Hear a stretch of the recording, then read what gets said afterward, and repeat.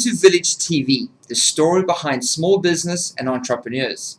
Today we're joined by Monica Brewer from Business Freedom Group. Monica, welcome to the show. Thank you, Sean. Monica, today we're talking about how to ditch your cash flow anxieties once and for all. And I'm really interested because cash flow is such an important topic for small businesses. But let's get straight into it. What's the difference between profit and cash flow? Right, well, profit is really an accounting term that accountants come up with. They can come up with varying different profits at the end of the day, depending on what they do with your accounts. Cash flow is the actual cash coming in and going out. It's a physical, tangible thing. Okay, great. And I guess cash flow is so important for small businesses, and people need to be disciplined around their cash flow. What planning is imperative? Planning is imperative in small business overall because this percentage is amazing, but only 0.6% of any small business owner plans in any way whatsoever. So the planning that you need in a business is your regular P&Ls and balance sheets, but your budget as you're going forward, and in regard to cash, your cash flow that relates to that budget or your cash flow forecast, so that you know exactly when your cash is coming in and your cash is going out based on the budget that you've put in place. It all sounds like we need to be disciplined. Yes, exactly. I mean, I guess when it comes to cash flow, a lot of small businesses kind of either hide from it or just worry about it. And there's really a lack of money management, can I say? Yes, exactly right. So what kind of money management do businesses need to put in place? In regard to when we're talking about planning, actually having that plan, but then revisiting it. If you have what I would call a bad cash flow, you should be checking into that every day. Okay. A good cash flow, you check into that every week. Small business on the whole tend to check into it as and when it happens, if they've got a shortage or they don't have a shortage, so there's no discipline. They just check in when they need to. Oh, there's money in the bank today. That's good. We'll pay some bills. You know, they're not checking into it and managing it and controlling it as they're going forward. Some people don't look at it until a year down the track when they're in front of their accountants. Yes. That's way too late, because if you're not looking at it daily or weekly, you can't correct anything that's going on. And that's where most small businesses go down, because they don't have a good cash flow. So if you were expecting money to come into the bank because a debtor was going to pay you today, because then you were going to pay a whole lot of bills, and that debtor defaulted for some reason, you don't know that happened till a month out if you're not checking your cash flow. And so then you're in trouble because you've got all these bills backing up and there's no money. And I guess you need to look at it, and we also, small businesses need to, one, ask good questions about their cash flow, but also ask their people to pay and justify their costs and make sure that what money they're bringing in can, I guess, pay their bills, and all this management stuff needs to go. And by looking at it, we can actually understand if we're charging the right amount, I guess.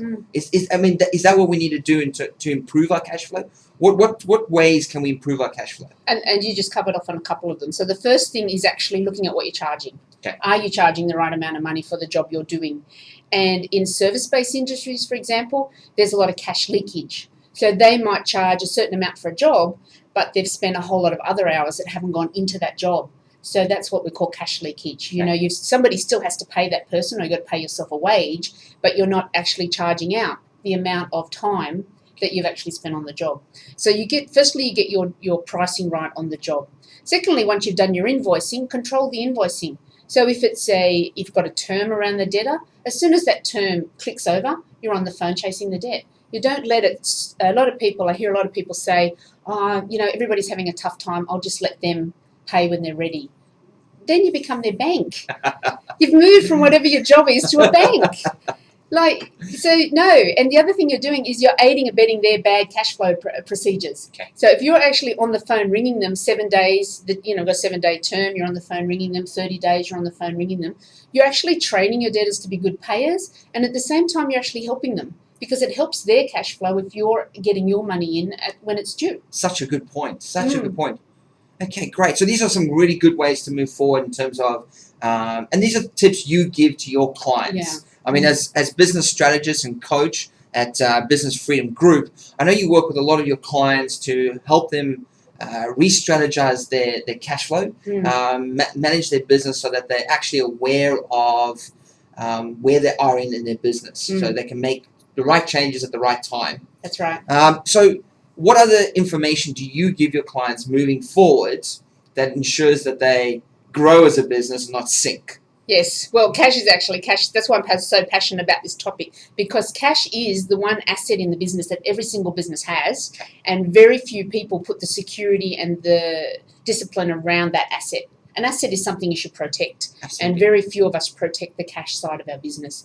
So firstly, we look at cash, we look at the pricing, we look at our debtor control. We also look at things when actually things get invoiced in the first place, because often you might do the job and then you take a month out to actually invoice it in the first place. So if you're on a product like Xero or any of the cloud-based accounting programs or invoicing program, you can invoice immediately. There's no excuses nowadays to be waiting a month to do your invoicing and then waiting 2 months to be paid.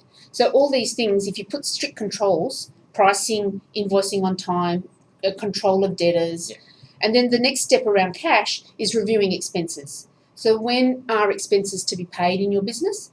And I always say to everybody, everything in this world is negotiable. So if you have, I often hear people say, it's a bad month, my registration was due, my insurance was due. Why? Get on the phone and talk to the insurance company and say, my cash comes in on the 15th of the month. I want on the 15th of the month to pay you that day. And very few people would say no. Yes. If you've got a debt, get on the phone and talk to them and negotiate when your money's coming in and then pay them. So it's reviewing your expenses as well. That's the next step we look at. Again, I guess it all comes down to money management. It does. And I guess it's such an important step for small businesses out there. You need to manage your business. You put procedures into place, and so that you can run an effective, smart business. Yes, yes. Excellent. Monica Brewer from Business Freedom Group. It's been great having you on the show, teaching us about money management and cash flow. If people want to learn more about this matter and talk to you, where do they go? They can go to visit my website, businessfreedomgroup.com.au, or give me a ring. Absolutely. And again, it's so good to have a coach in your business, because it's something a lot of people don't look at or they forget about when they're building a business. That's exactly right. The coach is the number one person. Same with when you're training, you've got a personal trainer. When you're in business, you need a coach. Fantastic. Well, that's it from VillageTV. Monica Brewer from Business Freedom Group. Great having you on the show, and we look forward to having you at the next episode of VillageTV. Thanks, Sean.